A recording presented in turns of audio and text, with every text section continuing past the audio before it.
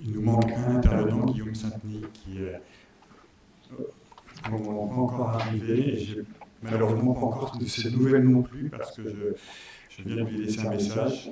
J'espère qu'il ne s'est pas trompé de lieu, d'horaire, et qu'il va bien nous rejoindre.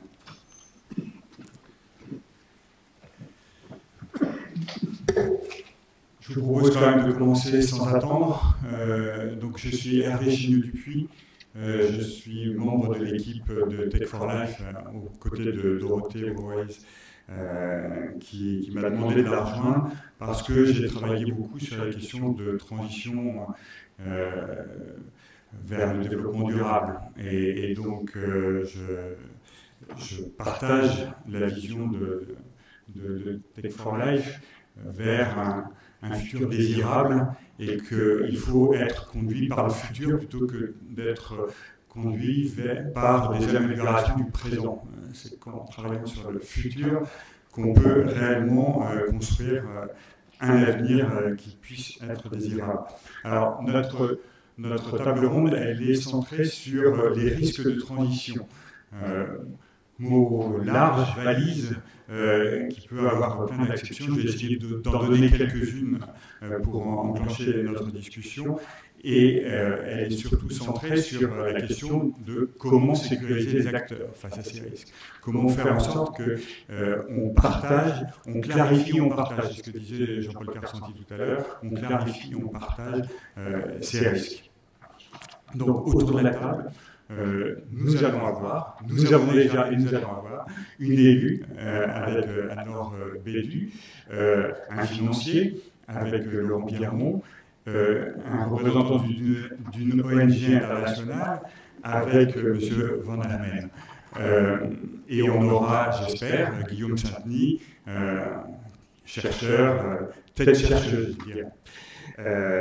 Voilà, donc l'ensemble de ces points de vue, c'est des points de vue différents, à partir d'endroits différents, sont importants. Alors, évidemment, chacune des personnes présentes ne résume pas à elle seule le point de vue de l'élu, le point de vue du financier. Ils sont évidemment circonstanciés, ils sont liés à des histoires personnelles, et évidemment, je vais présenter un peu plus précisément chacun au moment où ils prendront la parole, pour 7 minutes chacun, dans un premier temps, et puis un échange entre eux ensuite, et évidemment un échange avec la salle. On va essayer de réserver 20 minutes pour cet échange avec vous, parce que évidemment on est dans l'échange, et c'est vraiment ça l'idée du forum, c'est que ce ne soit pas des savants et un public. On est tous savants de quelque chose, et si vous êtes là, c'est que vous avez des choses à partager. Si on regarde le rapport que Jean-Paul Carsanti vous a présenté, on voit qu'il y a de multiples risques. Des risques qui sont de nature assez différente les uns des autres.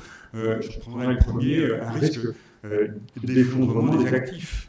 On sait aujourd'hui que les actifs pétroliers, les actifs de l'alimentaire peuvent être remis en cause du jour au lendemain en fonction des évolutions climatiques. On sait très bien que tout cela peut ne plus rien valoir. Les réserves pétrolières peuvent ne plus rien valoir. Il y avait un très bon papier très provocateur de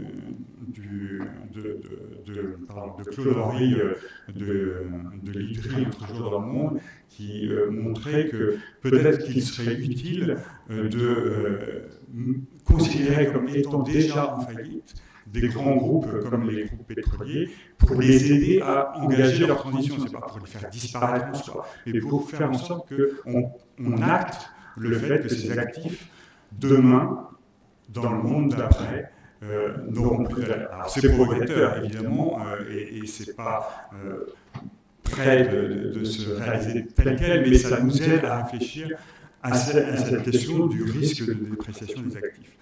Un autre risque qui me semble important, c'est celui des risques de cécité. Aujourd'hui, dans le cadre du forum, on s'est rendu compte qu'on n'était pas capable de dire s'il y avait des financements et pas de projet, ou s'il n'y avait pas de projet et des financements. on a du mal à dire, parce que les projets de bioéconomie sont parfois en dessous des radars, on a du mal à savoir s'il y a trop de financement et pas assez de projets, ou au contraire s'il y a énormément de projets qui ne trouvent pas de financement. Ce risque de cécité, il est important, et il faut pouvoir le prendre en compte.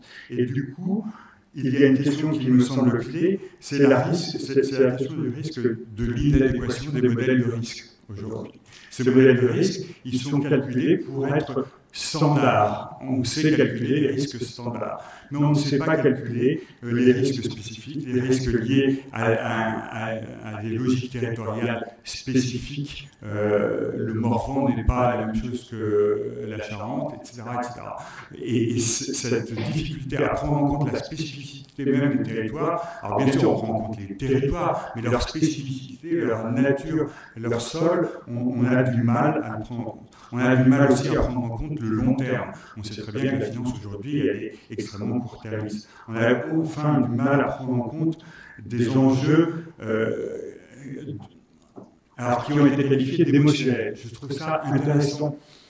Introduire l'émotionnel dans l'économie, Gabriel Attard le disait, mais lui a été éliminé de notre pensée commune. Donc l'émotionnel, c'est quoi? C'est faire confiance, c'est rencontrer, c'est avoir le contact avec les personnes elles-mêmes qui portent les projets. Et cette dimension émotionnelle, cette dimension de rencontre, elle est de plus en plus perdue par les modèles standards qui président à l'investissement. Alors évidemment, c'est un grand trait et heureusement, on n'est pas enfermé dans ces risques-là. Néanmoins, ils existent et il faut les prendre en compte. Et puis, pour moi, le risque le plus important aujourd'hui, c'est le risque de l'indifférence. Et c'est là-dessus que Guillaume Satny était particulièrement intéressant, c'est qu'aujourd'hui, les risques qui sont vus sont essentiellement les risques climatiques. Et on se focalise sur les gaz à effet de serre, on se focalise sur l'énergie. Et on en oublie que le vivant est partie prenante beaucoup plus globalement des enjeux de transition et que ces enjeux sont systémiques et qu'ils influent également sur la capacité à résoudre la question énergétique, la question climatique. Aujourd'hui, on a une difficulté à aller voir ces risques-là. Regardez la question de la biodiversité, comme elle a eu du mal à percer dans l'espace public, dans le débat public. Donc voilà, le risque d'indifférence me paraît être un risque majeur. Alors, pour essayer de discuter de tous ces risques-là, bien sûr, en les prenant à partir d'un point de vue, on va commencer tout de suite avec Laurent Pierremont. Alors, Laurent Pierremont, vous êtes ingénieur agronome, vous êtes docteur en écologie, fondateur et président de CDC Biodiversité de 2008 à 2018, et actuellement vous êtes directeur adjoint de la stratégie de la Caisse des dépôts, et vous avez publié Agir avec la nature aux éditions du Seuil, qui est un livre qui permet de bien poser le problème sur la question de cette prise en compte du vivant, et qu'on ne prend évidemment pas encore en compte assez. Et notamment dans le domaine de la finance. Alors comment vous, à la Caisse des dépôts, vous commencez à prendre en compte cette question du vivant? Comment, avec la Banque du Territoire, vous pouvez renforcer votre activité dans ce domaine-là? Je vous donne la parole pour 7 minutes. Ça vous va? Bien. Alors, la Caisse des dépôts, depuis 1816, accompagne l'économie française dans ses évolutions.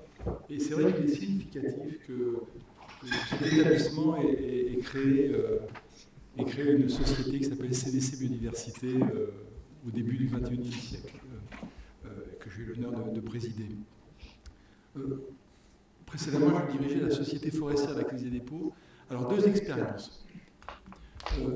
La Société forestière gère la plupart des forêts institutionnelles françaises, AXA, Crédit Agricole, etc., donc des investisseurs. En 2003, nous avons décidé de modifier totalement la sylviculture appliquée pour l'adapter au changement climatique. Peut-être beaucoup pour des raisons de conviction, mais indiscutablement pour des questions de prise de risque.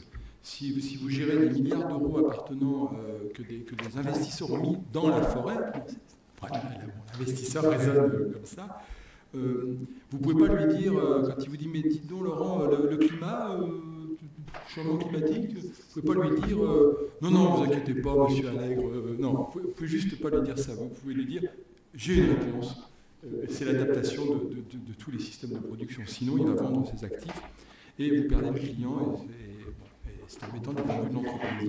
Donc vous êtes instantanément, en dehors de toutes les convictions que vous pouvez avoir, vous êtes instantanément confronté à cette question du risque, d'une part de perdre votre client, et pour le client, du risque de perdre son investissement.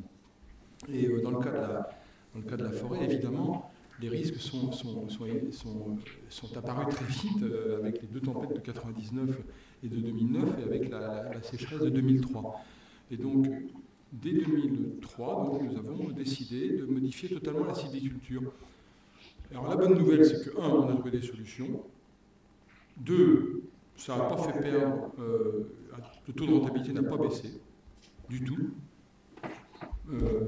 Et donc, trois, ça marche.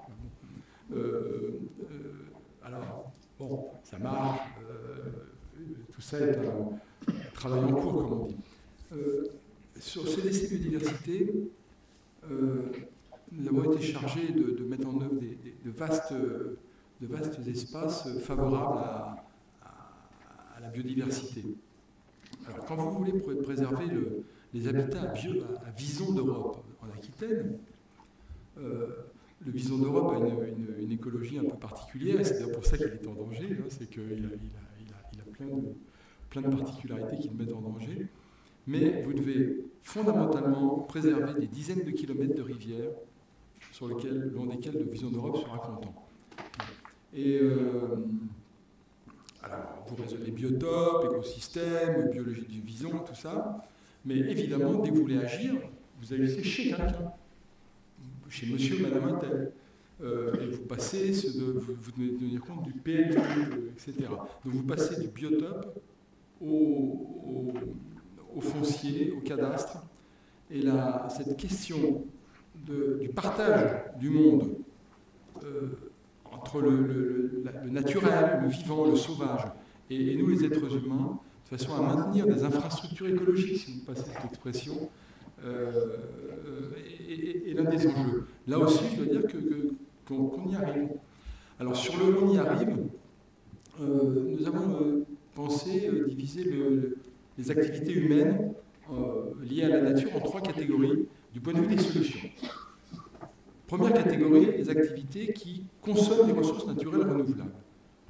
Deuxièmement, celles qui ont besoin, pardonnez-moi pour le besoin, mais qui contiennent dans leur modèle la destruction d'espaces naturels. Typiquement, vous faites une autoroute, à moins de la suspendre à 200 mètres au-dessus du sol, vous détruisez quelque chose. Et puis celles qui sont en lien avec la nature sans avoir besoin de la détruire ou de la consommer.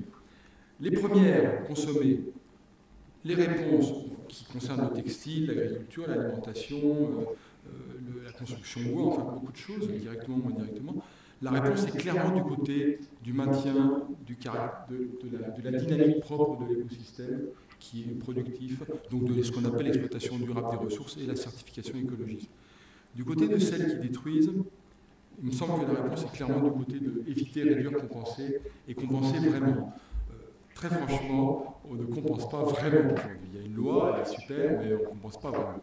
Donc c'est éviter, réduire. Oui, mais évidemment, alors il y a eu beaucoup de disputes, de discussions sur la compensation, ne doit pas, l'évitement, réduction, mais pour l'instant, il n'y a pas de compensation. S'il n'y a pas de compensation, de fait, il n'y a ni réduction, ni évitement, puisqu'on sait qu'on ne va pas compenser. Donc là, c'est des gros enjeux. Le troisième, et peut-être le plus intéressant, c'est les activités telles que la ville déjà construite, le secteur lié à l'eau, le tourisme, qui n'ont pas, à nouveau, qui ont le choix. Si je construis un nouvel immeuble au centre d'une ville, après avoir détruit le précédent, eh bien, j'ai le choix entre un immeuble favorable à la biodiversité ou pas. Et là, le driver sera technique et financier, bien sûr, mais il y a des solutions pas très chères. Le driver, c'est d'abord le marketing, c'est-à-dire les clients, les consommateurs, la Caisse des dépôts est le plus gros constructeur d'Europe, donc on est un petit peu concerné par ce sujet. Nous pensons que nos immeubles vaudront plus et se vendront mieux s'ils sont favorables à la biodiversité que s'ils ne le sont pas. De même, pour le tourisme, vous n'êtes pas obligé, pour faire skier des gens, de bousiller, de détruire une montagne. Vous voyez, on n'est pas obligé. Bon. Alors, sur ce, deux mots maintenant, trois mots. Sur le premier, je suis assez optimiste. Les Nations Unies disent qu'il manque 400 milliards de dollars pour préserver la biodiversité au niveau mondial. Somme colossale, évidemment, puisque les budgets actuels seraient de 50 milliards de dollars. Mais si on rapporte ce qui manque au produit brut mondial, 70 000 milliards de dollars, ça fait 0,4%. 0,4% pour sauver la planète dont nous dépendons, ça me paraît augmenter tous les prix de 0,4%, c'est possible. Je ne dirais pas ça si c'était 14%, vous voyez, même si ce serait tout autant nécessaire. Deuxièmement, la Caisse des dépôts vient de créer une banque des territoires qui regroupe la moitié d'établissements, grosse force de frappe financière, dédiée aux territoires français, aux collectivités. Et qu'est-ce qui est neuf? Pardonnez-moi de vous interrompre. Et qu'est-ce qui est neuf? Parce que on a toujours dit que la Caisse des dépôts était la banque des territoires. Est-ce que c'est juste une appellation marketing? Pour être dedans, je vous assure que c'est du marketing. C'est une profonde réorganisation de toute cette grosse maison pour l'orienter clairement vers les collectivités, les territoires, l'espace aussi, alors qu'on parle de territoire. Vous voyez, quand vous créez BPI France, vous créez un organisme qui s'intéresse aux entreprises, qui parle compte de résultats, business, tout ça. Bon.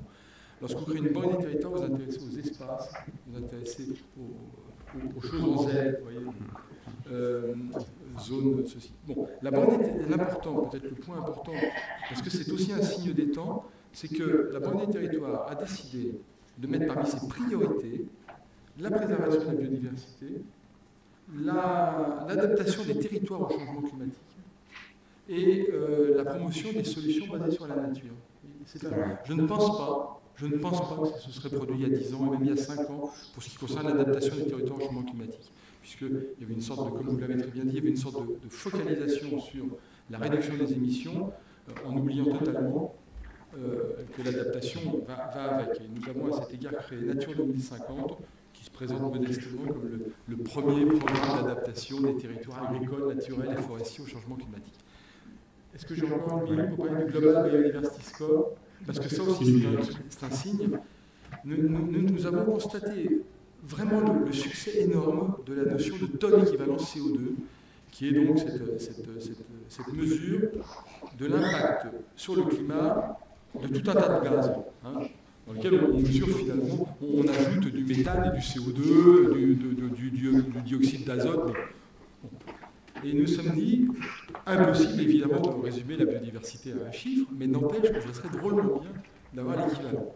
Donc on a cherché un indicateur qui permette qu'il soit mondial, parce que les entreprises sont mondiales, transparent et compréhensible par à peu près n'importe qui représente la biodiversité elle-même, et non pas la valeur de la biodiversité ou le service de la biodiversité, mais la biodiversité, qui soit exprimable par un chiffre. Bon, je suis absolument d'accord, ça ne peut pas s'exprimer par un chiffre, mais il faut l'exprimer par un chiffre. Bon. Et qui permettent aux entreprises d'améliorer leur notation par leurs actions. Bon. Alors on a travaillé pas mal, et finalement la bonne nouvelle c'est que nous pensons avoir trouvé un bon indicateur qui s'appelle le Global Biodiversity Score. Il faut parler anglais si on espère l'imposer à l'entreprise métallurgique là-bas dans la banlieue de Kyoto, j'ai intérêt à le dire en anglais. Donc, et nous avons dégagé un budget pas du tout négligeable, et je pense fermement pouvoir... nous pensons fermement pouvoir lancer nos premières notations vers la fin 2019. Voyez. Donc, bon, il y a du risque. En tant qu'investisseur, comme en tant qu'intérêt général, une grosse institution comme la Caisse des dépôts est parfaitement consciente de la nécessité d'aller dans cette direction. Nous avons des solutions, toiture végétalisée, 57 kg par mètre carré, 50 € par mètre carré, irrigation par la récupération d'une pluie, ça passe financièrement. Donc il y a des solutions. Merci. Ok.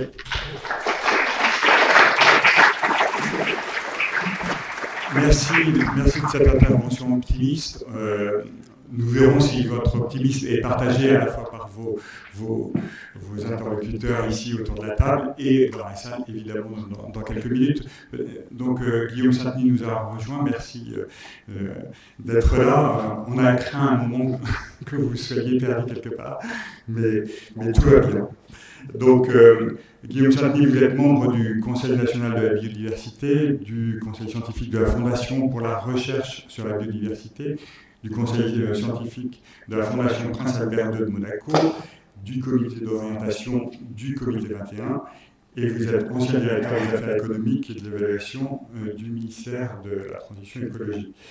Et vous êtes également auteur de 2 bouquins, parmi d'autres, mais ceux qui nous intéressent directement aujourd'hui sont ceux-là, Le climat qui cache la forêt et Plaidoyer pour l'écofiscalité. Donc, ce que vous dites dans le climat qui cache la forêt, on l'a dit un petit peu tout à l'heure, et M. Clermont y est revenu, c'est que on a, avec ce climat qui cache la forêt, oublié le life-driven. Et que c'est le life-driven qui est l'enjeu le plus important pour sortir des difficultés et pour conduire la transition qu'on a amenée. Alors, pour sortir de cette focalisation actuelle sur le climat, vous pensez, vous, qu'il est possible de mettre en place des politiques life-driven, et vous pensez que la fiscalité a une place particulière à jouer et qu'elle est aujourd'hui pourtant un peu le parent pauvre, l'oublié de la question. Donc vous souhaitiez mettre l'accent sur ce point-là. Donc je vous laisse, pareil, la parole pour 7-8 minutes maximum. Merci d'avance. Oui, très rapidement, ce que je crois qu'on a à peu près on pourra après essayer d'employer, c'est de du coup de nier vraiment l'importance du problème du changement climatique, de montrer que du coup il a été un peu relégué à un certain nombre de problèmes, dont la biodiversité. Pour prendre simplement un exemple, j'ai essayé de comparer, parce qu'en fait on a énormément d'études sur le changement climatique, mais on n'a pas tellement comparé avec les autres problèmes. J'ai essayé de comparer avec le coût économique, évidemment on est sur le plan de grandeur face aux chiffres précis, les différents problèmes. Et ce qu'on pose, si on prend les études les plus sérieuses, c'est que ce qui coûte le moins cher au monde, c'est la dégradation du sol, à peu près 500 milliards de dollars, qui est probablement sous-évalué. Ce qui coûte le plus cher, c'est clairement la pollution de l'air, qui coûte 10% de PIB par an, c'est énorme. Mais ensuite, le changement climatique et la biodiversité, on prend les autres demandeurs qui sont donc il n'y a pas de surcoût du changement climatique par rapport au surcoût des. Alors, dans la question que vous avez posée, finalement,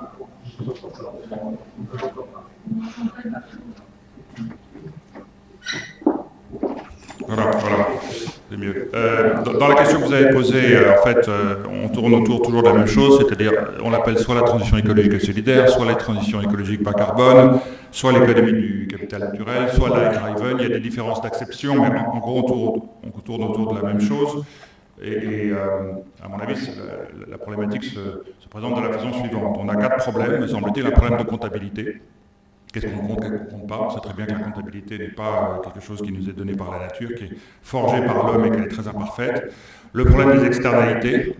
Les externalités négatives, les externalités positives. Donc on a des choses qui sont rentables parce qu'on ne prend pas en compte les externalités négatives et d'autres choses qui pourraient l'être si on prenait en compte les externalités positives.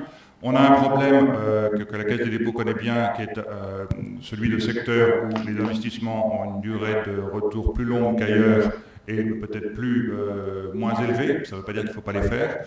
Et des rendements inférieurs, ce qui est souvent dû au fait qu'on compte les retours privés, mais pas les retours socio-économiques, et on ne compte pas les externalités négatives ni les externalités positives.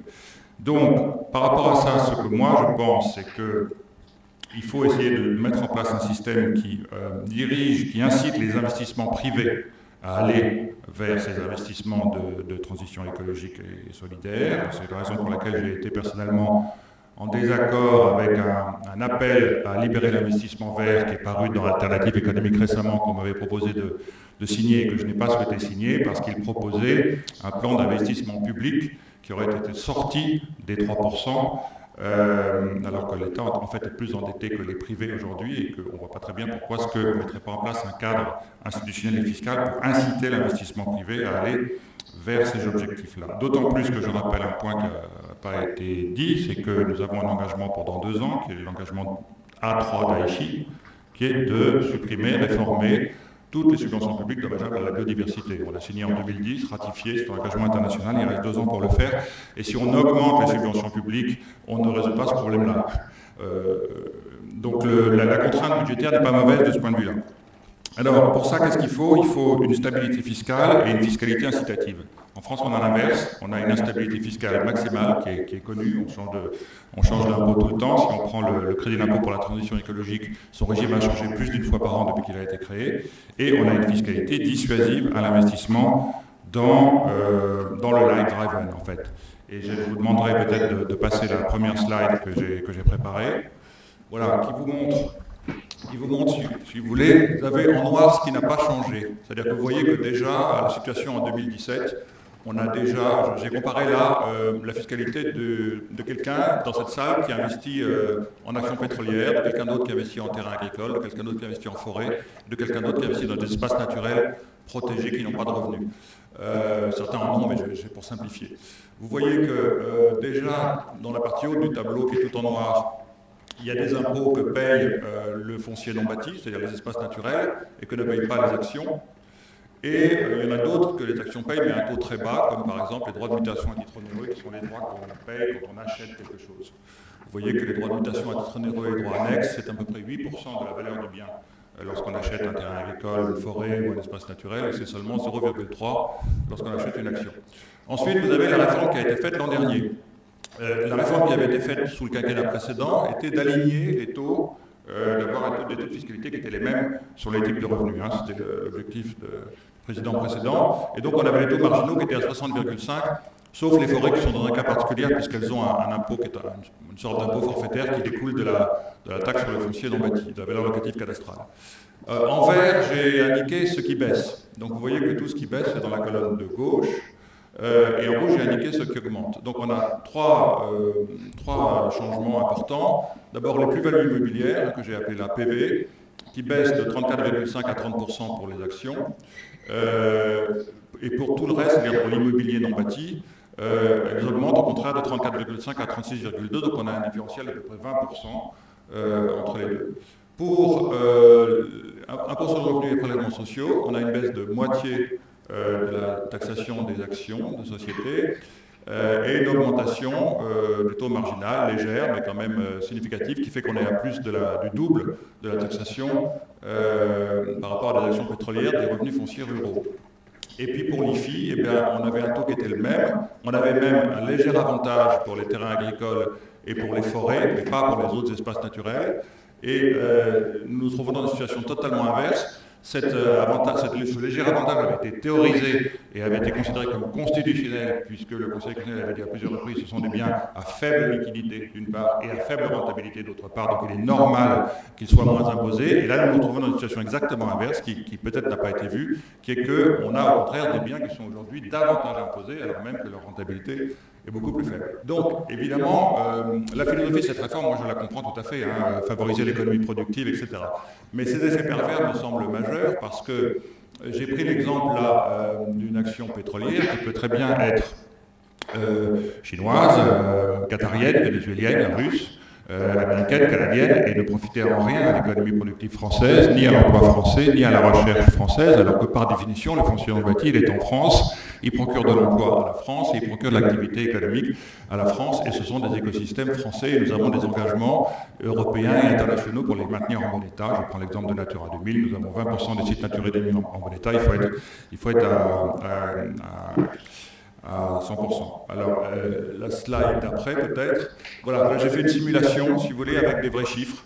qui montre, ce qui est intéressant à regarder, c'est en bas, donc la ligne rouge, on voit que le taux global d'impôt, si vous voulez, pour les actions pétrolières étrangères, encore une fois, bien sûr, il n'y a pas que celle-là, mais je prends cet exemple-là parce qu'il est frappant, on est en gros à 30,2, et qu'on est, en fait, on dépasse 100%, on peut dépasser 100%, pas pour les forêts, parce que le régime est plutôt meilleur que pour les autres espaces naturels, mais pour les autres, puisque vous avez des droits qui, à l'entrée, sont très élevés, et ensuite des droits annuels. Le cas le plus frappant étant la colonne de droite, qui sont les écosystèmes les plus riches, les plus productifs et les plus protégés, mais comme ils n'ont pas de revenus, ils payent quand même des impôts sur l'existence du bien. Voilà, et la dernière slide, qui est une variante de ça, c'est dans le cas des gens qui sont à... Il y a une chose qui s'appelle l'IFI plafonné. L'IFI plafonné, c'est des gens qui ont des revenus relativement faibles par rapport à leur niveau de patrimoine et qui payent 75% d'impôts en IR, prélèvements sociaux plus IFI. Donc on dit ils sont plafonnés à 75, mais on oublie de dire qu'ils payent d'autres impôts aussi qui ne sont pas compris dans le plafond, comme justement les droits de mutation à titre onéreux, qui justement sont très importants sur ces biens-là, alors qu'ils ne le sont pas sur les autres. Et donc on voit que leur situation est encore pire que dans le cas précédent. Voilà, donc il me semble qu'on ne pourra pas avoir d'économie light-driven tant qu'on aura une fiscalité qui est totalement confiscatoire pour les gens qui investissent dans le foncier non bâti, c'est-à-dire dans les espaces naturels, et encore plus pour les gens qui font des investissements pour tenter de changer les modes de production, de reconvertir de l'intensif vers le bio, de l'intensif vers l'agriculture de conservation, etc., ce qui demande au départ quand même un certain nombre d'investissements qui retardent encore le temps de retour sur investissement. Donc là, il me semble qu'il y a vraiment une prise de conscience à avoir sur ce sujet. Je pense que quand vous regardez l'étude d'impact, on voit qu'ils n'ont pas vu le problème, parce qu'il y a toutes les 3 pages sur les conséquences économiques, 3 pages sur les conséquences sociales et la conséquence environnementale. On vous dit sans objet, point. Et ensuite, on arrive à la conséquence européenne, on vous dit ça relève de la souveraineté nationale, sans voir qu'il y a une directive qui s'appelle la directive Habitat et qui régit quand même 12% du territoire français. Voilà, donc il me semble que ça correspond aux réflexions de Bioresp et de cette journée et qu'il est peut-être intéressant d'en débattre. Merci beaucoup.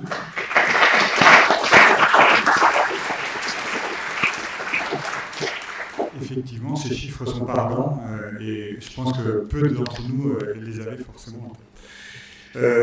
On continue le tour de table avec Raymond Van Armen.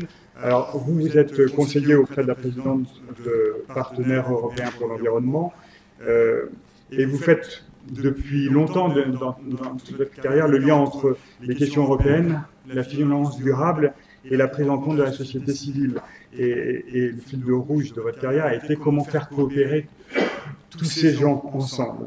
Et vous êtes auteur non pas de livres, mais de nombreux articles et qui sont très intéressants et qui sont rassemblés sur votre site personnel. Donc j'invite tous ceux qui voudront prolonger à aller voir le site de Raymond Van Armen. Alors, vous avez, vous, le sentiment que malgré les progrès de la finance, il y a un risque que l'impact investing, enfin on peut l'appeler sous différentes dénominations, soit décidé dans des cercles trop fermés. C'est ce que vous m'avez dit, et qu'on doit pouvoir associer les perdants potentiels de la transition à la définition du partage des risques. Comment, et tout simplement pour éviter qu'il y ait un risque de blocage, parce que les perdants sont ceux qui vont tout faire pour que rien ne change. Donc comment faire pour les associer, pour les impliquer et faire en sorte que du coup on évite les blocages. Est-ce que du coup il peut y avoir une finance inclusive et durable? Donc c'est la question que je vous propose de traiter dans quelques 7-8 minutes. Merci à tous. Bonjour. Permettez-moi tout d'abord de vous féliciter à la fois pour la démarche méthodologique qui est d'amener différents types d'acteurs à réfléchir ensemble à comment faire accélérer la transition et en particulier dans le secteur du vivant. Et je vous dire combien je pense que ce sujet est capital puisque beaucoup de scientifiques au plan international se demandent si l'humanité n'est pas en train de passer un seuil qui nous mettrait dans des situations assez incontrôlables en termes de destruction. Et quand on regarde les analyses scientifiques sur ce qu'on appelle les limites planétaires, et celles qui sont en zone rouge, les rouges vifs, elles concernent très très largement le secteur du vivant. Elles concernent l'intégrité de la biosphère, les flux biogéochimiques, les systèmes de gestion des espaces de terre et évidemment le changement climatique. C'est dans ce contexte-là, me semble-t-il, qu'il faut, et vous l'avez fait, s'intéresser en priorité, dirais-je, à l'acteur principal, le premier des dominos qui nous permettrait de faire basculer le modèle économique que nous avons, c'est la finance. Mais la crise de 2008, ça fait presque 10 ans, n'a pas véritablement été mise à profit pour transformer le modèle financier. Ce qui a été fait jusqu'à présent reste très à la marge. Alors, nous avons eu l'occasion d'organiser jusqu'à présent 3 conférences internationales sur le thème des investisseurs de conviction et les objectifs du développement durable. La dernière vient de se tenir à Buenos Aires dans le cadre de la préparation du G20. Et le titre donné par nos hôtes argentins était « La finance inclusive pour l'inclusion sociale et la cohésion ». Et quand on traite de l'agriculture, de la forêt, de la pêche, on voit bien que cette problématique de l'inclusion sociale et de la cohésion sociale est déterminante. Nous avons identifié lors de la conférence de Buenos Aires une quarantaine de plateformes internationales qui traitent d'une façon ou d'une autre de finances durables. Parmi ces plateformes, il y a des réseaux extrêmement importants. Un réseau des gouverneurs de banques centrales. Et plusieurs banques centrales ont à leur agenda l'agriculture durable. Un réseau des grandes places boursières, etc., etc. Et des initiatives des Nations Unies comme le PRI, les Principles for Responsible Investments, auxquels tout investisseur bien né se doit d'assister. Cela dit, nous sommes encore dans un système où le monde de la finance se pense vivre dans une tour d'ivoire et décider pour les autres ce qui est bon pour eux. Et c'est particulièrement le cas dans des questions comme celles que nous abordons aujourd'hui. Alors certes, des nouveaux mécanismes ont été mis en place, impact investing, le monde de la finance intelligent sur l'impact de leurs investissements. Donc il y a des progrès, il y a des réflexions méthodologiques, les agences de notation évoluent également. Cela dit, on est encore très loin de voir un monde de la finance ayant pris au sérieux les objectifs du développement durable comme le cadre de la transformation. La transformation de notre monde, c'est le titre de l'agenda 2030, et je dirais la transformation de l'Europe et la transformation de la finance. Si le monde de la finance prenait au sérieux les objectifs 1, pas de pauvreté, objectif 2, pas de faim, objectif 10, moins d'inégalités, mesdames, messieurs, nous aurons fait beaucoup de progrès. Dès lors, il faut trouver des mécanismes qui permettent de mettre tous les acteurs autour de la table. Et c'est ce que nous avons discuté, notamment cette réunion de Buenos Aires, qui avait comme particularité d'être une rencontre essentiellement latino-américaine, le monde de la finance, le monde des gouvernements, le monde des ONG, les grandes religions, les conférences épiscopales, les amis du pape François. Et la réunion elle-même était présidée par un président de la première banque d'Argentine et un représentant du Vatican, c'est pour dire. Et c'était sur la finance inclusive. Et nous avons convenu de nous retrouver l'année prochaine à Londres, cette fois-ci probablement sous les auspices notamment à la fois du gouvernement britannique post-Brexit, ce qui serait amusant, si je puis dire, mais aussi de l'Église d'Angleterre, qui était représentée à Buenos Aires, l'Église anglicane. Et nous avons choisi de travailler sur des thèmes pilotes. Et il y a 2 thèmes pilotes sur lesquels je voulais revenir dans ma contribution ici. Le premier, c'est de vous dire que le thème que vous avez choisi est le thème pilote que nous avons choisi comme étant celui où nous allons tenter de voir comment les différents types d'acteurs de la finance, depuis les banques centrales jusqu'à les banques publiques, les banques privées, les fonds d'investissement, les fonds de pension, les agences de notation, comment tous ces acteurs peuvent converger pour faire avancer les objectifs de développement durable. Et nous avons choisi le thème de la sécurité alimentaire qui implique l'agriculture, la forêt, les océans, etc. Parce que c'est, pour être très politiquement correct, le thème qui a été proposé par l'Assemblée de l'environnement du Programme des Nations Unies, qui est la conférence des ministres de l'environnement du monde, qui s'est réunie récemment à Nairobi, et qui a choisi ce thème-là comme étant un thème d'investigation. Nous allons travailler sur ce thème-là dans cet aspect finance. Et donc ça, c'est notre objectif. Nous aurons l'occasion de discuter de nouvelles méthodes de travail, de celles qui existent, mais aussi des nouvelles. On sait qu'il y a beaucoup d'innovations qui sont faites en termes de paiement pour des services écosystémiques. Il y a toute une série d'initiatives qui existent effectivement en termes de nouvelles boussoles, puisque c'est ça la raison pour laquelle nous aurons l'intérêt de travailler sur ce sujet. Cela dit, par rapport à aux interventions très fournies que vous venez d'entendre avant moi, je voudrais ajouter 2 dimensions qui sont internationales. On ne peut pas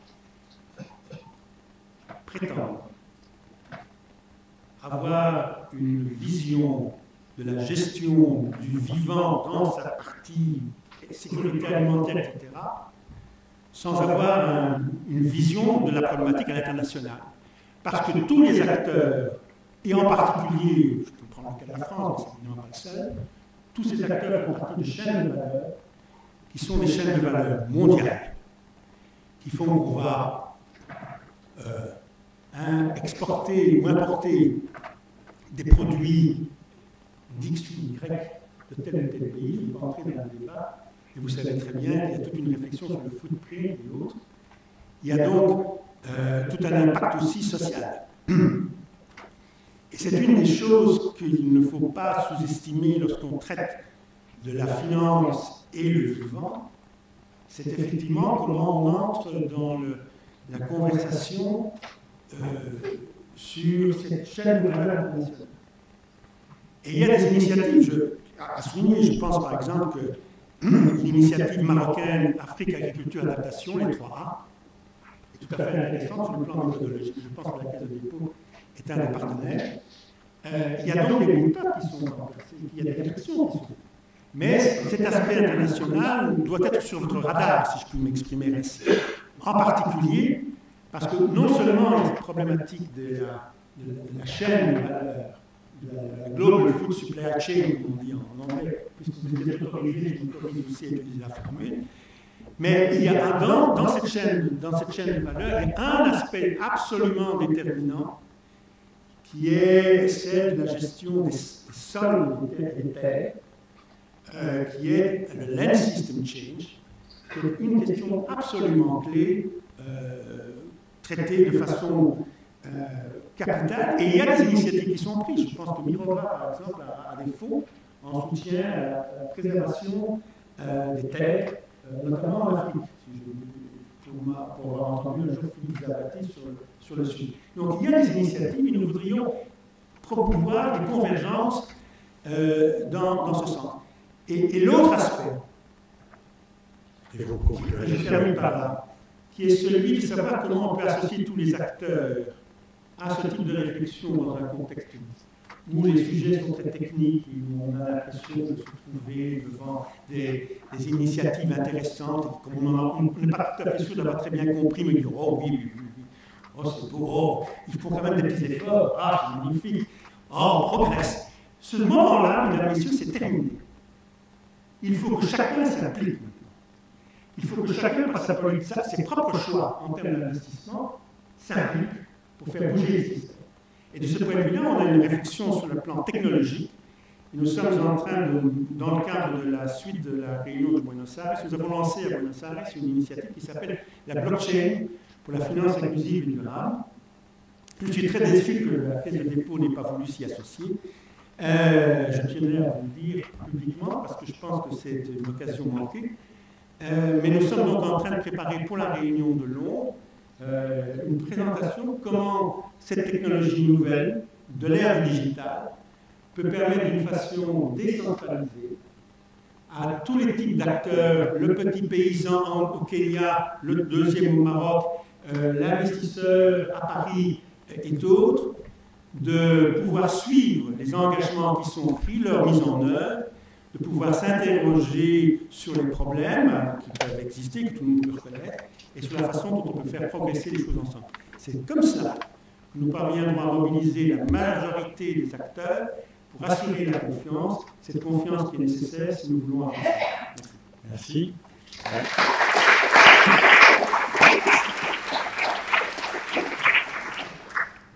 Le mot de confiance va parler à Laure Bellu parce que c'est le mot qu'elle a aussi employé pour dire en quoi un conseil régional pouvait intervenir dans cette logique, sécuriser la relation entre les acteurs. Alors je vous présente d'abord, vous êtes directrice fondatrice d'un cabinet de conseil en développement durable, ancienne présidente parce que vous avez démissionné avec le mandat que vous avez accepté. Donc vous étiez présidente fondatrice d'Enercop Aquitaine et vous êtes aujourd'hui conseillère régionale déléguée à l'innovation pour la Nouvelle-Aquitaine et vous êtes professeur associé à Sciences Po. Alors les territoires, on l'a déjà beaucoup dit, hein, c'est sans doute l'endroit où cette prise en compte des acteurs peut s'organiser, parce qu'on est plus à même de les connaître, de les rencontrer, de dialoguer avec eux. Et donc, il me semble que c'est le territoire qui est le point d'atterrissage, le lieu d'atterrissage, pour reprendre l'expression de Bruno Latour, qui dit où atterrir, et donc où atterrir sur un territoire me paraît être peut-être la bonne solution. Donc, vous travaillez à faire en sorte que les politiques de Nouvelle-Aquitaine soient plus cohérentes, plus convergentes autour de cette question de la prise en compte du vivant. Est-ce que vous pouvez nous en dire un mot ? Bien, bonjour à tous. Tout d'abord, je voudrais vous remercier de m'avoir convié à participer à cette très belle journée. Et je tiens à vous féliciter également d'avoir abordé ce sujet avec autant de délicatesse et de diversité dans les prises de parole. Il y a longtemps en fait que je dédie mes activités professionnelles et mes engagements personnels au sujet du développement durable en général, de la préservation de l'environnement, de la participation citoyenne. Et je vous remercie d'avoir invité le monde politique à participer à ces débats parce que moi-même j'ai eu envie de prendre cette casquette à un moment de ma vie. Ça fait pas très longtemps, ça fait 3 ans, le début d'un mandat régional, parce que je trouvais que justement le monde politique était le grand absent finalement dans ces débats la plupart du temps, alors qu'on entend depuis tout à l'heure, aussi bien en matière de fiscalité, en matière de relations internationales, que le politique est quand même à ce sujet un acteur fondamental avec un effet levier énorme dont à mon sens on ne se saisit pas. Et donc on vit avec une responsabilité finalement partagée à l'égard des sujets de la préservation du vivant dans un moment qui est très particulier. Je pense qu'on vit un moment historique de l'humanité, Raymond, vous l'avez rappelé, au regard de cette notion de l'irréversibilité de ce qui nous attend. Et c'est ce mot-là, philosophiquement, ontologiquement, existentiellement, qui devrait nous interpeller. Et donc, je voudrais faire mentir Max Weber avec cette idée que finalement le politique, ça serait juste l'éthique de la conviction, ça ne serait pas l'éthique de la responsabilité. Donc un élu, il est responsable face à l'ensemble de ces sujets, et ça me paraît très important. Moi, je suis née 1 an avant le rapport Meadows, 72, qui avait finalement posé déjà la notion de l'effondrement et qui avait annoncé l'effondrement. Donc j'ai grandi, je suis un bébé de l'annonce de l'effondrement. Et à partir de là, c'est vrai que ça génère une certaine posture à l'égard du monde dans lequel on vit. Alors, comment sécuriser les acteurs? Je dirais finalement 2 choses. C'est à la fois amener de la confiance entre les acteurs, et la deuxième chose, c'est leur garantir au maximum des conditions d'efficacité de ce que l'on met en place. Et donc, je vais développer en 7 points comment finalement on pourrait aborder les choses. S'il y a 7 points, il faut qu'il soit rapide. 1 minute par point, si j'ai bien compris. D'accord.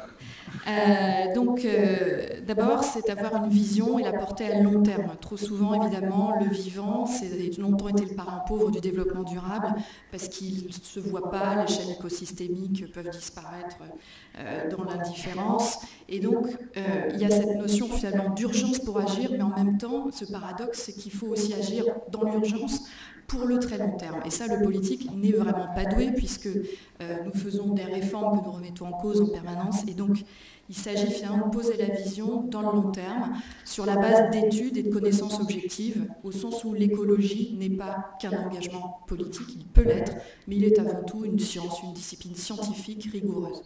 Et donc, ça veut dire s'appuyer à nos échelles sur des études et scientifiques. Donc, on collabore à l'échelle de la Nouvelle-Aquitaine avec notamment Hervé Le Treut. On a sorti le premier rapport unique en région sur l'impact du changement climatique, mais j'insiste, pas que le changement climatique, la préservation de la biodiversité en fait totalement partie, et les aspects sociaux aussi, sur nos territoires. Donc on a engagé ce rapport et on a fait une V2, ça fait déjà 4 ans, et donc ça doit irriguer nos politiques publiques. Je dis ça doit, parce que c'est pas simple du tout, une fois que le rapport existe, d'en faire quelque chose, et je vais en parler. La deuxième chose, c'est la stabilité de nos règlements d'intervention. Alors c'est vrai évidemment à l'échelle nationale, c'est vrai, je pense au moratoire sur l'éolien quand on a changé les tarifs de rachat sur cette électricité renouvelable, mais c'est vrai d'une région, et y compris sur les mécanismes de soutien financier. Donc on doit mettre des règlements d'intervention qui ne changent pas tous les 2 ans, tous les 3 ans. On sait qu'il y a beaucoup d'acteurs associatifs qui travaillent sur la préservation de la biodiversité et du vivant, et ces acteurs qui ne sont déjà pas dans des situations très faciles financièrement, on doit leur assurer, leur garantir des soutiens à moyen et long terme pour qu'ils puissent faire exercer leur métier et leur raison d'être. La troisième chose, finalement, c'est d'amener de la transversalité dans les politiques publiques. Et alors là, c'est très, très compliqué. Je pense que la démission de Nicolas Hulot a typiquement illustré ce problème, c'est-à-dire qu'on a des politiques publiques qui fonctionnent en silo, que vous avez d'un côté la direction de l'environnement, la direction de l'économie, la direction de l'innovation, la direction de la formation, la direction... Voilà, et qu'on pose de très beaux règlements d'intervention sur les sujets de l'environnement ou du changement climatique et de des énergies renouvelables, et dès qu'on croise, c'est opposé, dichotomique, les gens se fâchent. Donc, ils se fâchent même d'ailleurs entre énergie renouvelable et biodiversité, vous le savez bien. Donc, nos plus grands débats sont sur les impacts des éoliennes sur les territoires. Donc, il faut réconcilier ces gens-là, leur permettre de parler, de se connaître, de comprendre leurs intérêts, etc. Ça prend du temps, c'est vraiment compliqué. Donc, ce qu'on a proposé et qu'on est en train de mettre en place, c'est un référentiel qui pose des critères d'arbitrage sur l'environnemental, le social, l'économique, pour tout type d'actions, de projets qui passeraient par les filtres de la région pour obtenir des subventions. C'est-à-dire que chaque agent devrait finalement, chaque agent régional devrait analyser la décision qu'il va prendre sur un sujet au prisme d'un référentiel global. Parce que la transversalité, c'est pas seulement réunir les gens, on se réunit déjà beaucoup, c'est aussi avoir des outils très concrets qui permettent effectivement de dire, en cas d'opposition frontale entre tel ou tel type d'enjeu, qu'est-ce qu'on choisit ? Je repensais d'ailleurs à ce que vous disiez sur le social et l'environnemental. C'est vrai que longtemps, l'écologie s'est opposée au social. J'entendais encore une prise de parole à Darwin, à Bordeaux, sur les migrants. où Gilles Boeuf, fervent défenseur de la biodiversité, expliquait que quand il était à Madagascar, des migrants s'étaient réfugiés dans une zone de préservation des 42 primates qui restaient, etc., et qu'il avait chassé les gens. Il s'est fait quasiment huer au moment où il a dit ça. Donc ça montre bien qu'on n'a pas encore compris que le vivant et le social, c'est la même chose, qu'on en fait partie, qu'on appartient à un monde commun, comme dirait Corinne Pelluchon, et ça, c'est vraiment un propos qu'il faut absolument faire connaître. Quatrième point, c'est des gouvernances pertinentes et qui ne vont pas vers du consensus mou. J'ai siégé dans beaucoup d'endroits où on fait travailler des collèges ensemble, etc. C'est très bien. Il en faut, je dirais, mais il ne faut pas que ça. Il y a des consensus mous auxquels on est obligé d'arriver, et il y a des arènes dans lesquelles on doit aller vers du consensus de haut niveau et tenir l'ambition jusqu'au bout. C'est pas simple, et ça implique une grande réflexion sur le croisement entre l'écologie et la démocratie, puisque la participation citoyenne aujourd'hui n'est pas toujours favorable aux enjeux environnementaux et écologiques. Donc ça a été souligné dans de nombreux rapports scientifiques des ministères, etc. Comment on se dépatouille avec ça quand on est un élu démocratique, je ne sais pas. Donc c'est un sujet. Cinquièmement, finalement, c'est former les gens, y compris les élus. Nos élus ne sont pas formés, donc on vient de former les gens en commission transversale, en réunissant 12 commissions sur notamment la présentation d'un programme qui s'appelle Écobiose. Je vous invite à vous renseigner sur ce programme qui tend à montrer finalement comment, en réorientant les pratiques agricoles dans lesquelles on inclut du vivant et la préservation du vivant, on augmente les rendements, par exemple, agricoles. Et finalement, c'est montrer tous les impacts politiques, tous les impacts économiques et sociaux qu'on peut avoir à partir, finalement, de transformation d'un certain nombre de pratiques. Donc c'est former à cette culture de la biorésilience dont vous parliez. Sixième point, c'est expérimenter et innover. Et là, c'est aussi finalement innover au regard de l'affectation des investissements. J'ai développé aussi, je suis sur un projet de longue haleine de R&D qui est le Shazam des oiseaux. C'est une application de reconnaissance vocale des chants d'oiseaux qu'on essaie de développer depuis 4 ans, qui est très compliquée. En fait, c'est très compliqué de trouver de l'argent sur ce projet parce que tous les projets, toute la recherche scientifique sur le son aujourd'hui a été mis au service de la voix humaine, du langage et de la voix humaine, la reconnaissance vocale pour des services commerciaux qui vont servir dans les entreprises, dans les industries, etc. Mais le vivant n'a pas du tout fait partie des programmes de recherche, donc il n'y a pas de financement. Tout simplement, donc vous allez frapper à toutes les portes et vous ne trouvez pas de financement. Par ailleurs, c'est beaucoup plus complexe quand on est dans un environnement vivant, avec des bruits, etc., de reconnaître des sons. Ensuite, finalement, le 7e point, c'est évaluer. Évaluer parce qu'on a besoin, évidemment, d'avoir dans nos politiques du retour sur l'ensemble de nos pratiques. La culture de l'évaluation en France, elle est quand même compliquée. Elle est compliquée dans nos institutions publiques. C'est trop souvent perçu comme du contrôle, etc. Alors que pour nous, ce sont des démarches de progrès continu, d'amélioration permanente. Et donc ça me paraît également très important. J'ai oublié une chose, sur former, sur cette culture finalement à laquelle on devrait arriver. Je crois qu'il y a quelque chose d'important aussi qui m'a saisi historiquement, c'est cette question. Vous savez, il y avait d'un côté Brigitte Bardot, puis de l'autre côté les écologistes froids, scientifiques. Il y avait l'émotionnel d'un côté, le bébé phoque, le sang sur la neige, et puis il y avait de l'autre côté l'écologie scientifique, etc. Et ces mondes-là ne se parlaient pas, ne se rencontraient pas, etc. Aujourd'hui, justement, une approche du vivant, et ça a été dit, c'est forcément une approche sensible du vivant. Et ça, Paul Ricoeur le dit très bien, il parle de cette liaison ombilicale avec le vivant. Et cette liaison ombilicale, elle est faite de tout ce que nous sommes en tant que personne. Et là, on ne peut pas compartimenter finalement nos analyses sur finalement la dimension de nous qui est purement rationnelle, scientifique, l'autre qui est purement émotionnelle. Évidemment, tout ça y est. Donc, voilà un petit peu ce que je voulais vous faire partager sur mon expérience. Et donc, voilà, j'espère qu'effectivement, nous pourrons prolonger ces travaux qui sont extrêmement prometteurs. Merci beaucoup.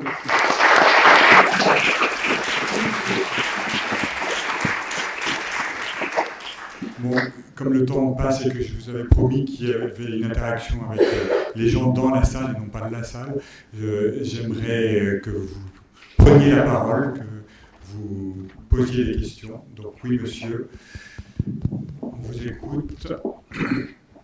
Vous vous présentez, s'il vous plaît.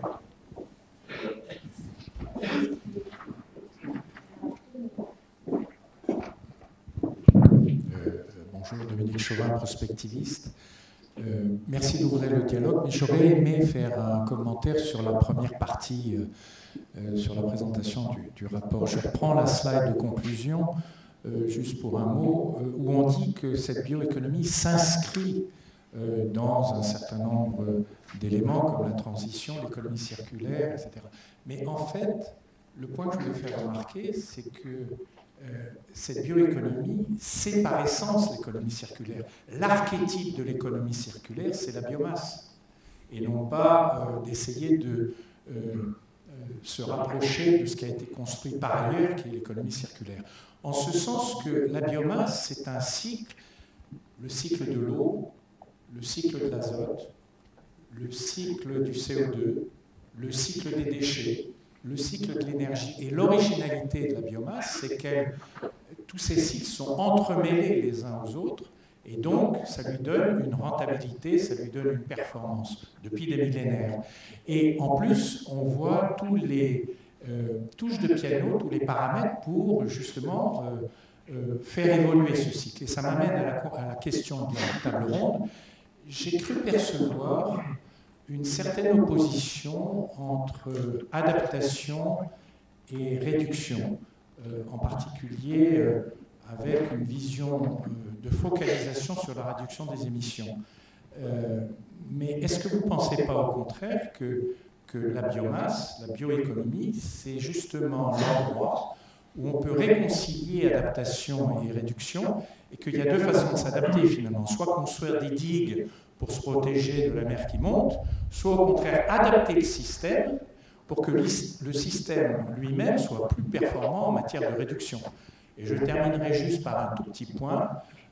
Le paragraphe le plus intéressant dans l'accord de Paris, de la COP21, pour ceux qui en ont une lecture fine, c'est la synergie qu'il faut absolument rechercher entre l'adaptation et la réduction. Et ma question, est-ce que vous ne croyez pas que dans cet esprit-là, la biomasse est absolument incontournable? Merci, on prend plusieurs questions. Oui, au fond, madame. Pardon, alors je n'ai pas de lunettes, donc je peux appeler un monsieur, madame, ou une dame, monsieur. Et il ne faudra pas m'en vouloir. Donc, oui. Josiane Lynn, militante associative. Bon, j'ai écouté donc M. Van Hernen. Il y a quelque chose qui me choque beaucoup, c'est l'usage d'une technique telle que la blockchain, qui est quelque chose de réputé extrêmement énergivore. Et je me félicite la Caisse des dépôts de ne pas participer à une chose de ce genre. Et puis, bon, je voudrais insister sur l'impact effectivement très important de la fiscalité qui n'aide pas du tout l'évolution vers la transition indispensable.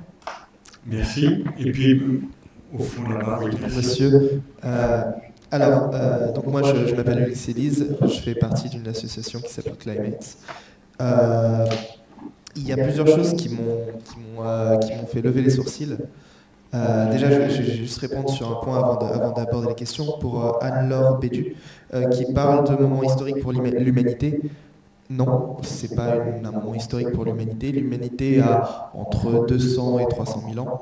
Donc, on va dire, grosso modo, moins d'1 million d'années. La Terre a plusieurs milliards d'années. On est à un moment historique pour l'histoire de la Terre. C'est-à-dire qu'on n'a jamais vu une extinction aussi massive. On est quand même les seuls qui arrivent à toucher absolument tous les milieux, y compris les milieux les plus difficiles d'accès, comme les fonds marins. Donc voilà, c'était juste une parenthèse. J'aimerais, il y a deux intervenants qui ont abordé le thème du savoir avec le Global Diversity Score et aussi Madame Béduc qui a aussi parlé des pouvoirs publics qui avaient besoin de savoir, de travailler en lien avec les connaissances scientifiques. Ça tombe bien, j'en suis un. dans ce qu'on est, quand on parle de réseau dans la biodiversité, c'est des choses qui sont complexes à des puissances, à des ordres de grandeur qui sont incommensurables. Quand on a une dizaine d'espèces qui interagissent entre elles, on a déjà des centaines et des milliers de liens. Dans un endroit, au milieu d'une forêt vierge, on va dire, entre le fond de bactéries jusqu'aux espèces les plus grosses et jusqu'aux plus grands prédateurs, les chaînes tropiques ont des niveaux de complexité qui sont incommensurables.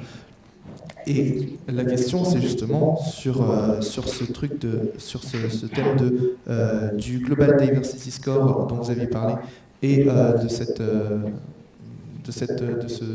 question du politique qui a besoin du savoir pour prendre des décisions. Ma question, c'est est-ce que vraiment on a besoin à quel point est-ce qu'on a besoin de savoir, parce que les niveaux de complexité sont tels qu'il est improbable qu'on sache précisément de quoi on parle. Ce que dit très bien Latour à propos du principe de précaution. Il dit il faut savoir agir sans savoir. Je vous laisse réagir. Monsieur Pierron, peut-être vous avez été questionné à plusieurs reprises sur la blockchain aussi, peut-être dire un mot, monsieur Van Hermel, et puis sur la place des élus aussi dans cette articulation. Mais monsieur Pierron, vous pouvez peut-être commencer. Oui, alors, merci. Évidemment, pas d'opposition. Simplement, il y a une sorte de focalisation sur la réduction qui était enjeu climatique, boom égale enjeu énergétique, boom égale éolienne. Alors, au fond, enjeu climatique égale réduire les émissions de CO2, adapter les territoires au changement climatique et préserver la biodiversité qui est en lien. Il y a une boucle d'interaction, de rétroaction, entre la biodiversité et le climat qui fait que l'un influe l'autre et que, comme vous l'avez très bien rappelé, l'accord de Paris dit en gros qu'il faut qu'en 2100, l'humanité n'émette pas plus de gaz à effet de serre que la biosphère est capable d'en absorber. Encore faut-il qu'on en soit capable. Donc il faut tenir les trois à la fois, et bien entendu les sols dont tu parlais, Guillaume, et la solution, moi je le pense, est dans les solutions basées sur la nature, c'est-à-dire dans la biodiversité. La solution, l'une des solutions. Sur la blockchain, pardonnez-moi, c'est un peu une anecdote, alors, parce que la Caisse des dépôts, dès que quelqu'un a une bonne idée, il demande de l'argent à la Caisse des dépôts, et donc de temps à autre on dit non. Personnellement, je suis effectivement très interrogatif sur cette technique qui contient en elle-même des effets écologiques considérables. Donc il y a quelque chose qui ne va pas dans cette histoire de blockchain, même si par ailleurs elle est très prometteuse, et si nous avons nous avons une équipe qui travaille sur la blockchain évidemment. Bon, heureusement parce que. Et puis alors, sur le Global Biodiversity Score, monsieur, oui, alors c'est formidable, c'est exactement ça. C'est-à-dire qu'on ne peut absolument pas résumer la biodiversité à un chiffre. Évidemment, c'est absurde. Les chaînes, les machins, les cycles, les interactions, absurdes. Mais le jour où nous pourrons dire à monsieur Carlos G, par exemple, que chacune des voitures qu'il construit consomme 0,4 m² MSA, alors que chacune des voitures construites par Volkswagen consomme seulement 0,3 m² MSA, ce jour-là, il y aurait évidemment beaucoup de gens qui nous diront « Mais attendez, votre truc, m² MSA, comment est-ce que... » Mais n'empêche que M. Ghosn se mettra en mouvement sur la biodiversité. Voilà. Donc, c'est vraiment la question entre c'est la question de l'action.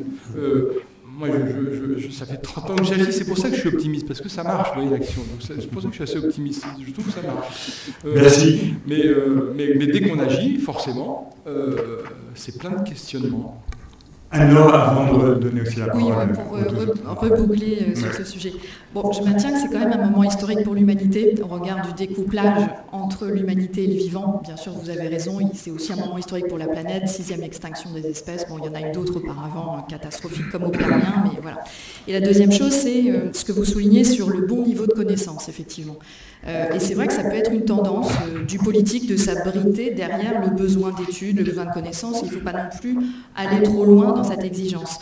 Mais il ne faut pas non plus s'enliser dans les débats qu'on a connus, par exemple, sur les services écosystémiques rendus par la nature, les principes de compensation. Moi, j'ai vu des gens vraiment entrer en conflit, non pas sur le principe de le faire, je pense qu'on a dépassé cette histoire-là, mais qui sont entrés en conflit sur finalement le seuil exact qu'il fallait attribuer pour agir sur tel ou tel élément, sur la base de chiffres qui pouvaient être imparfaits. Il faut accepter que ce sera imparfait. Cette bioéconomie, elle ne sera jamais idéalement le reflet de ce qu'est le vivant dans toute sa complexité et dans toute sa splendeur.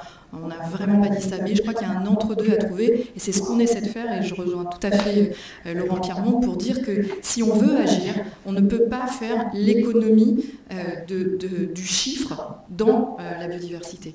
Et là encore, je me souviens des débats sur l'ERICA, sur par exemple le prix du vivant sauvage, combien de conflits, de disputes sur le fait d'accorder un prix au vivant sauvage. Il n'empêche que c'est comme ça qu'on condamne un pétrolier à compenser finalement les effets de ces activités dégradantes. Monsieur Van Hermen, vous vouliez reprendre la parole sur la blockchain peut-être un peu rapidement, mais pas se focaliser là-dessus. Je vais clarifier sur la blockchain, ça c'est ça. Je garde mon moment pour rigoler ensemble dans 30 secondes. Dans le cadre de la révolution du digital, la blockchain est un état d'enfantement un peu comme était Internet il y a 20 ou 30 ans. Donc il y a toute une réflexion qui se fait à la fois sur les opportunités que ça apporte et à la fois sur les coûts et notamment la problématique énergétique. Et il y a une évolution extrêmement rapide des techniques et en particulier sur la problématique de l'usage de l'énergie, des batteries, etc., etc.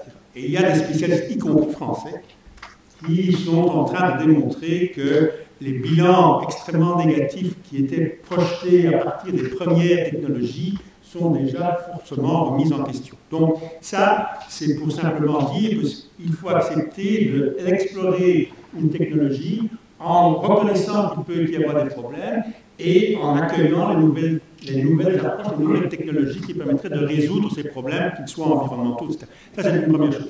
Et la seconde chose, je vous invite, si ça vous intéresse, l'OCDE a organisé ici à Paris 2 jours sur les blockchains, il y a quelques semaines. Donc vous n'avez qu'à googler blockchain OCDE, vous trouverez tous les thèmes qui ont été abordés pendant 2 jours par l'OCDE, et vous verrez qu'il y a énormément de sujets qui portent sur la façon dont on va contribuer à la mise en œuvre des objectifs du développement durable. Enfin, et pour terminer, pour rigoler, comme vous l'avez entendu, madame, la Caisse des dépôts a des services qui ne font que de travailler sur la blockchain. Merci beaucoup. Monsieur Chantny, peut-être un mot de réaction et de conclusion, parce qu'on arrive au terme de notre table ronde. Non, je pense que peut-être il faut qu'on, comme ça a été dit d'ailleurs tout à l'heure par Raymond, pas rester franco-français dans cette affaire et faire un peu de comparatif. Moi, je suis quand même assez frappé par le fait que dans les pays anglo-saxons, ce qu'on peut appeler l'économie de la nature, puisqu'en fait il s'agit de ça, est quand même davantage compris.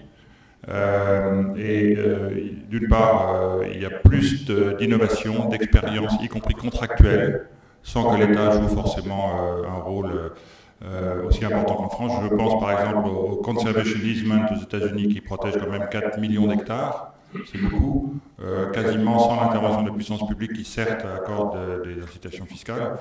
Et je pense aussi même aux pays européens où on a à la fois une culture de la nature qui est plus présente qu'en France, me semble-t-il, où la culture de la nature dans le grand public est faible, et même chez les décideurs.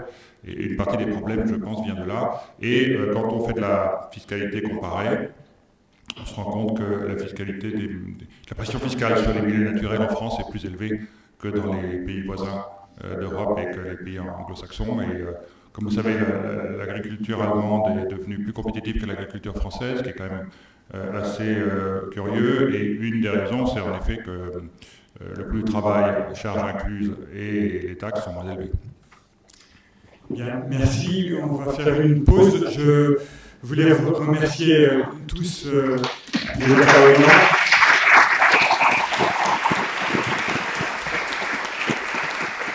trouve qu'il y a quelque chose d'intéressant dans nos échanges, c'est cette capacité à faire face à l'incertitude. On a une incertitude et ça n'empêche pas d'agir, ça n'empêche pas d'expérimenter et de regarder là où les expérimentations peuvent éventuellement poser problème. Mais on le regarde à plusieurs et je pense que c'est la bonne voie. Je pense que c'est ce chemin-là qu'il faut que nous continuions à emprunter. Merci à tous. À tout de suite. Un quart d'heure de pause.